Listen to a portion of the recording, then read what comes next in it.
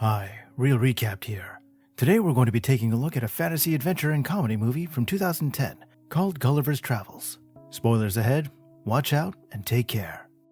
The movie starts with our main protagonist, Lemuel Gulliver, a man who is deeply depressed by his low pay and boring job in the mailroom of a New York City newspaper company. We get to see him train a couple of new young startups in the mailroom, but we soon learn that one of his trainees, who started a day earlier, was already promoted to the mailroom manager, which made Gulliver disappointed in himself. As a person, Lemuel was too scared to even talk to the other employees at the company, nor could he ask them for career advice on how he could also get promoted at the company. Gulliver later picks up an application form for the position of a travel writer. Lemuel eventually comes up with an idea to impress a journalist named Darcy Silverman.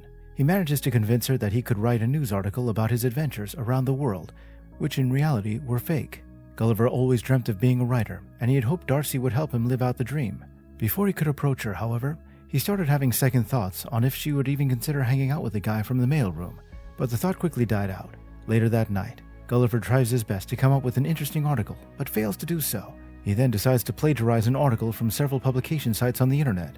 The next day, Gulliver presents his plagiarized report to Darcy, and she was impressed with the write-up.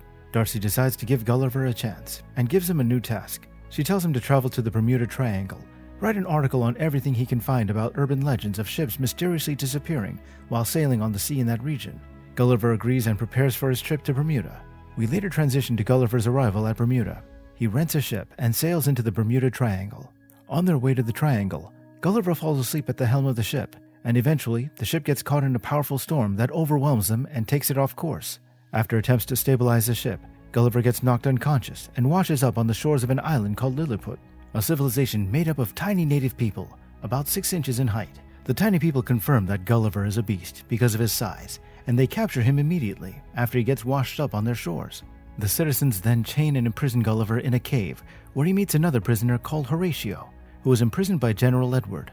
When asked why he was imprisoned, Horatio says it was because he fell in love with the princess of Lilliput, a woman named Mary, and General Edward imprisoned him because Edward wanted her all for himself. Later, we see another island called Blefuscia, a second island just across Lilliput.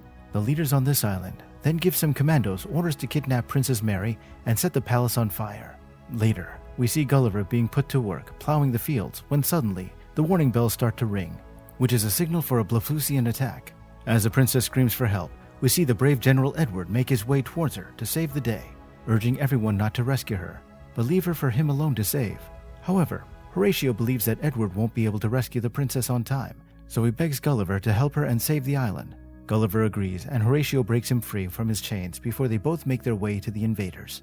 Gulliver then saves the princess and takes out the flames from the palace by taking a leak on it. He puts out the flames and also bathes General Edward as well. After the battle, the citizens of Lilliput declare Gulliver as the hero of the island. They throw a huge feast to honor their newfound protector, and immediately start working on building a dream house for Gulliver by the sea. At that point, Gulliver could feel a new sense of reason in his life. At least he can stand above some people in this part of the world, and he enjoyed every single moment of it.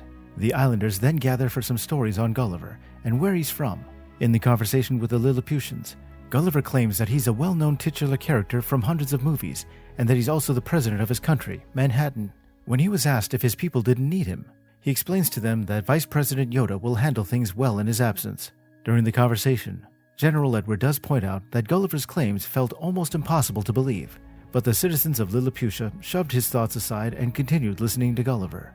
Eventually, General Edward becomes angry at the amount of attention Gulliver was piling upon himself. He also gets enraged at the luxurious accommodations that the people of Lilliput built for Gulliver, and there was the fact that Gulliver was also honored as the new general of the Lilliputian army, which came complete with the uniform as well. Later on, the townspeople find Gulliver's boat and some of his things that have washed ashore.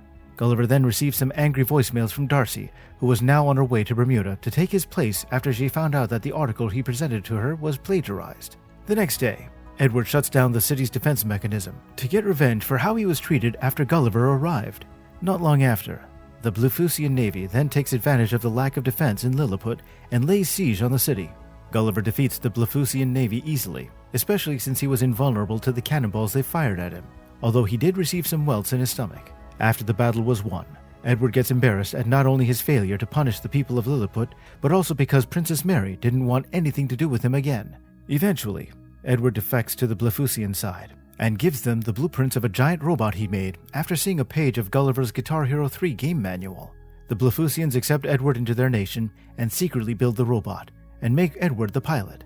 Soon after, the Lilliputians invade Lilliput with the help of their giant robot, which is under Edward's control. The robot manages to defeat Gulliver in battle, and he's forced to admit to the people of Lilliput that he lied to them, saying he was nothing more than just a regular guy from the mailroom. Edward banishes Gulliver to the shores of Brobdingnag, which was referred to as the island where we dare not go. Once there, Gulliver gets snatched by a giant little girl. She traps him in a glass cup and takes him back to her home. Later, Gulliver wakes up and finds himself wearing a pink dress, with a little girl using him as a play toy. She then prepares him for bed and tucks him in before leaving. Horatio travels to the island to find Gulliver after Princess Mary rejected him.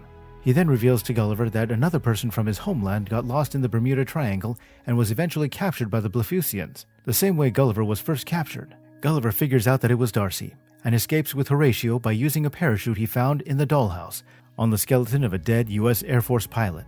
He eventually rescues Darcy from the Lilliputians before accepting a duel from Edward. But this time, Gulliver also had to fight for the freedom of Lilliput, because if he lost, Edward threatened to destroy them. Gulliver manages to defeat Edward with some help from Horatio, who disabled the electrocuting weapon for the machine. The people hail Horatio as a hero, and King Theodore permits him to court with the princess. Edward gets even angrier after losing his battle and threatens to kill the princess, but Princess Mary retaliates and beats him up in frustration. Gulliver then manages to make peace between the people of Lilliput and Lilliputia by reciting Edwin Starr's War, impressing Darcy in the process. After everything, both Gulliver and Darcy return to New York City on a repaired ship. Later we see Gulliver, who is now a legitimate travel writer, as he returns from another travel assignment. The film ends with him taking Darcy out for lunch, as both of them hold hands. And that wraps up our recap for the movie Gulliver's Travels.